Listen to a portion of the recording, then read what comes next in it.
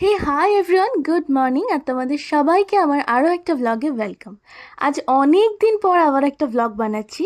আর আজকের ভ্লগটা বানাচ্ছি কারণ আমার জীবনের আজ একটা খুব বিশেষ দিন, কারণ আজ আমার জন্মদিন।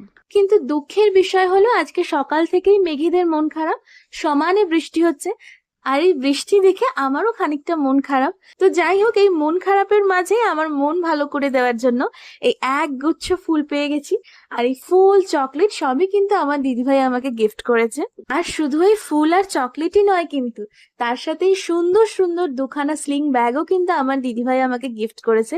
আর ব্যাগ দুটো আমার ভীষণ পছন্দ হয়েছে।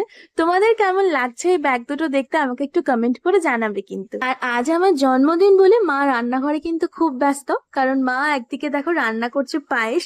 আর আমার মনে হয় এই পায়েস ছাড়া কিন্তু জন্মদিন পুরোপুরি ইনকমপ্লিট। পায়েসের সাথে সাথে মা এদিকে রান্না করেছে দেখো বাসন্তী পোলাও আর চিকেন কষা, যেটা আমি খেতে খুবই ভালোবাসি। আর আজকে ইচ্ছা আছে একটু রেডি হয়ে দুপুরের দিকে লাঞ্চ করতে যাব, আর নিজেদের মতন করে ছোটখাটো করে একটু বার্থডেটা সেলিব্রেট করব।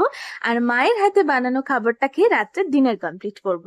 তো সেই মতো রেডি হওয়া শুরু করে দিলাম, কিন্তু বাইরে এতটাই বৃষ্টি হচ্ছে যে আজকে দুপুরবেলা কোনো কারণেই বেরোনোটা পসিবল হবে না।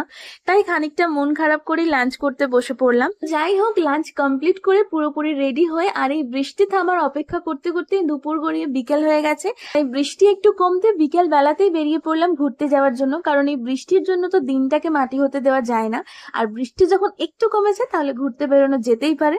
তো বেরিয়ে পড়েছি ঘুরতে। আজকে ঘুরতে যাচ্ছি হচ্ছে লাভলিজ লাউঞ্জে। আর আজকের দিনটা ঠিক করেই রেখেছিলাম যে এখানেই যাব। তো সেই মতো চলেও এসছি এখানে। আর আজকে বার্থডের দিনে আমাকে এই ড্রেসটা পরে কেমন লাগছে তোমরা সবাই কিন্তু আমাকে একটু কমেন্ট করে জানাবে। আর যেখানে যাব সেটা একদম 6th ফ্লোরে আছে, তাহলে চলো যাওয়া যাক। তো ফাইনালি চলে এসেছি যেখানে আসার জন্য বাড়ি থেকে বেরিয়েছিলাম। আর এসে দেখলাম বেশ ফাঁকাই আছে। আর এখানে এসে ফার্স্ট আমার যে জিনিসটা ভালো লেগেছে সেটা হচ্ছে এখান থেকে চারপাশের ভিউটা। তাহলে চলো এই লাউঞ্জটা ভালোভাবে একটু ঘুরে দেখি আর তোমাদেরকেও দেখাই। আর এটার নাম তো আমি আগেই বলেছি, আর এটা আছে তপসিয়া রোডে। আর বাইরের ভিউটা জাস্ট দেখো, সত্যি কি অপূর্ব লাগছে না। এখানে ইনডোরে বসার ব্যবস্থা আছে, আবার আউটডোরেও আছে। কিন্তু আমার তো সব থেকে বেস্ট লেগেছে আউটডোরে, মানে যেহেতু রুফটপ, তাই এখান থেকে বাইরের ভিউটা এত অপূর্ব লাগছে যে বলার নয়। কিন্তু হ্যাঁ, একটু শীতকালের দিকে আসলে আমার মনে হয় রুফটপটায় বসে বেশি মজা, কারণ একটুও গরম লাগবে না। আর গরমের সময় গেলে রুফটপটায় বসা একটু চাপ হয়ে যাবে।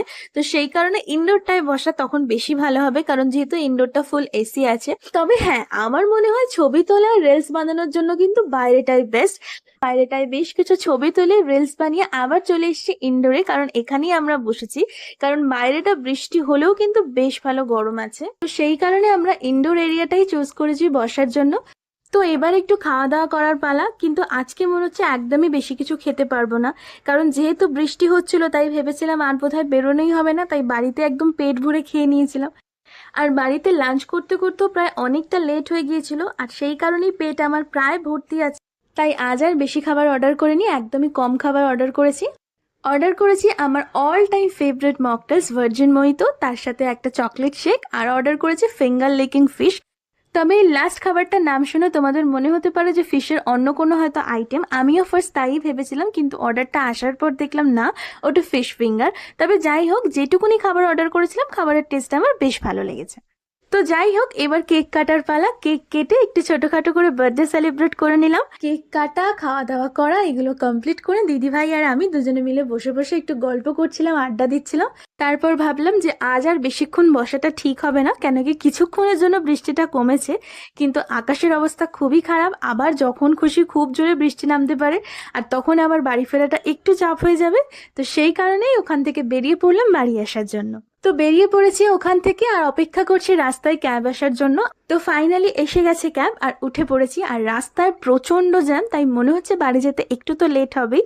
তো এবার দিদিভাই আর আমি দুজনে গল্প করতে করতে বাড়ি ফিরি। আর আজকের দিনটা মোটামুটি ঠিকঠাক কাটলো, খুব ভালো বা খুব খারাপ কোনোটাই বলবো না। তাহলে চলো আজকের ব্লগটা আমি এখানেই শেষ করছি। ব্লগটা তোমাদের কেমন লাগলো আমাকে কমেন্ট করে জানাতে পারো। ভালো লাগলে লাইক কমেন্ট শেয়ার করো। আর হ্যাঁ, অবশ্যই আমার ইউটিউব চ্যানেলটাকে একটু সাবস্ক্রাইব করে দিও, কারণ তোমাদের সাপোর্টের আমার খুব দরকার। তাহলে চলো আজকের মতন টাটা, আবার দেখা হবে নেক্সট কোনো একটা ব্লগে।